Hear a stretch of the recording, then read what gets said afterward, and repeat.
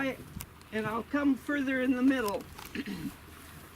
Again, I was a little bit, I said the library was a little close over there. It actually was in line with this bakery building.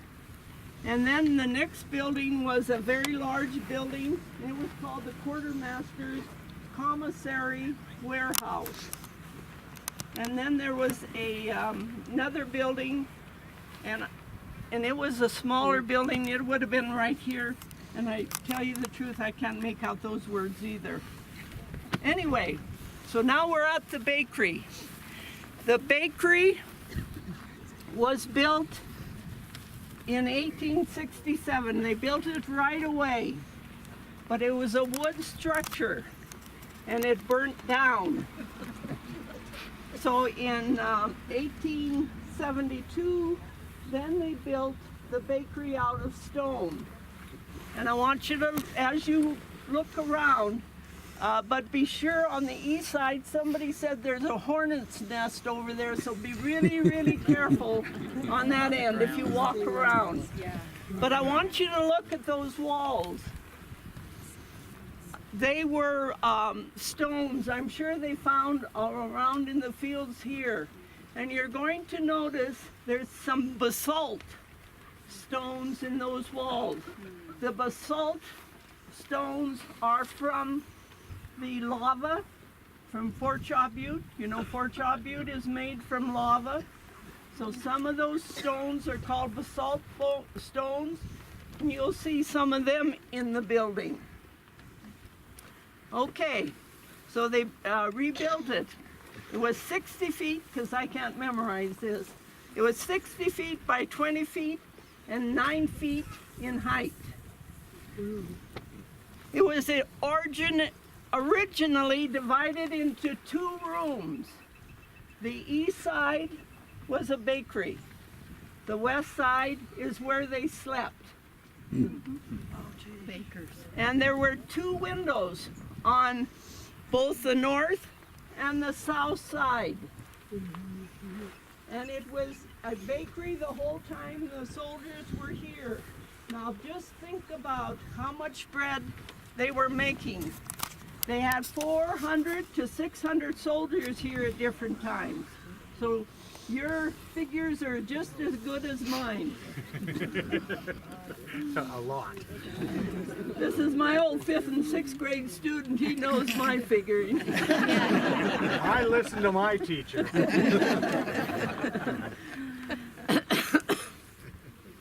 When the Indian personnel took over the fort, they didn't need it as a bakery anymore, and so they took out the walls, they took out the windows, and they used it to store coal in for all their fireplaces.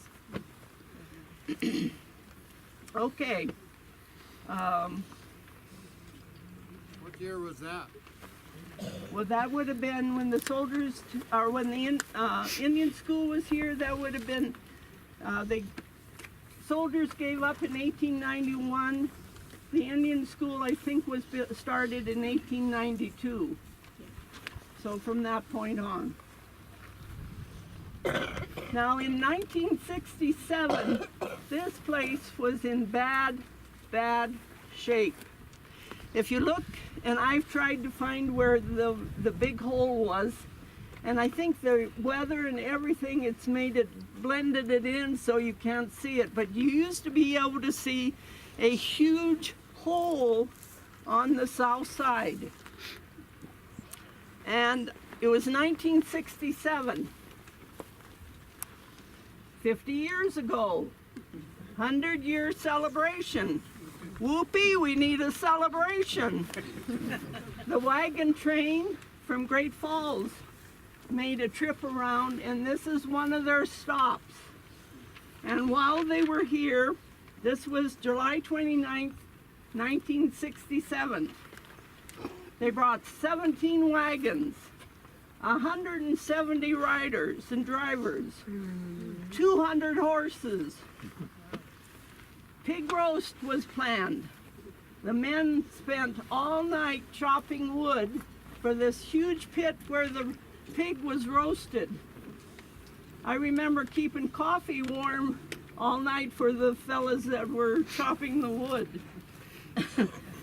Planned on 400 to 500 people. 1,200 people showed up. Pig roast wasn't enough. So the men had to go to town and buy 65 pounds of hamburger to feed everybody. We had a Western band. My 3 daughters sang. They were just little girls then. A skit was performed, and everybody danced. It was a wonderful 100-year celebration. Earned enough money so that we could repair that wall. The rafters were gone. The roof was just about completely gone. My husband owned a cement mixer, and there were 3 men. This lady's husband was one of them. Joe is Bill Hawley's children here. Anyway, 3 men, Bill Hawley, Bud Hale, and my husband at the time, repaired the wall. Every Sunday, some Saturdays, but every Sunday was donated till they got it repaired. Rafters gone, so they sent 2 fellas, Joe Inger and Bill Hawley, to the Lincoln where they bought rafters. So when you look in the barn today, those are rafters that were put up in 1967. They've put framework for the 2 doors because that was disintegrated, and they had it all ready to be re-roofed. The Green Thumb was active during that time, and a Green Thumb fella came out and re-roofed the barn. I was looking at the barn in 2013, and I said, that roof needs to be repaired. It's getting bad shape. And so they did. They put on a new roof, and it was archived. I'm always pronouncing that. Archive.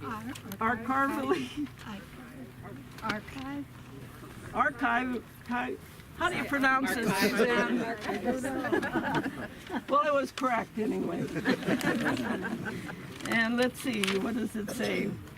Yeah, they put new shingles and composition shingles worth 50 years warranty at a cost to the Sun River Historical Society, $6,400. Now you know these, we're scraping for money all the time. So folks, if you have an extra $1, there's pots around. It would greatly be appreciated if you would put a little extra in there.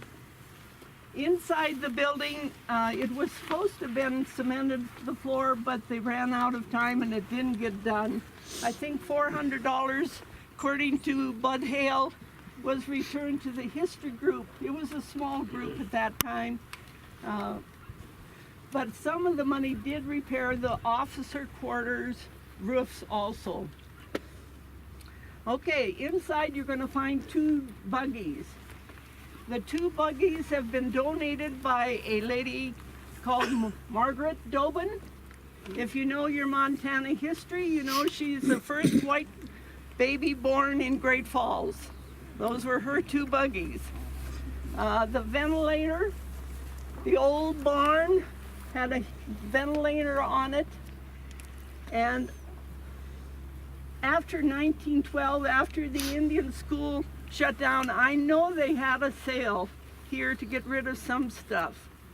The one paper on the barn said 1927, but I think it was before that time. A family by the name of Gus Field came, tore the barn down, rebuilt it. I'm not sure I should use this expression, but that's what it was called.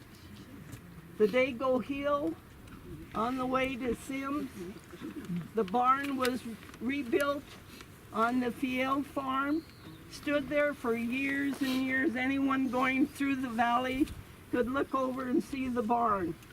Bad windstorm came up, barn collapsed.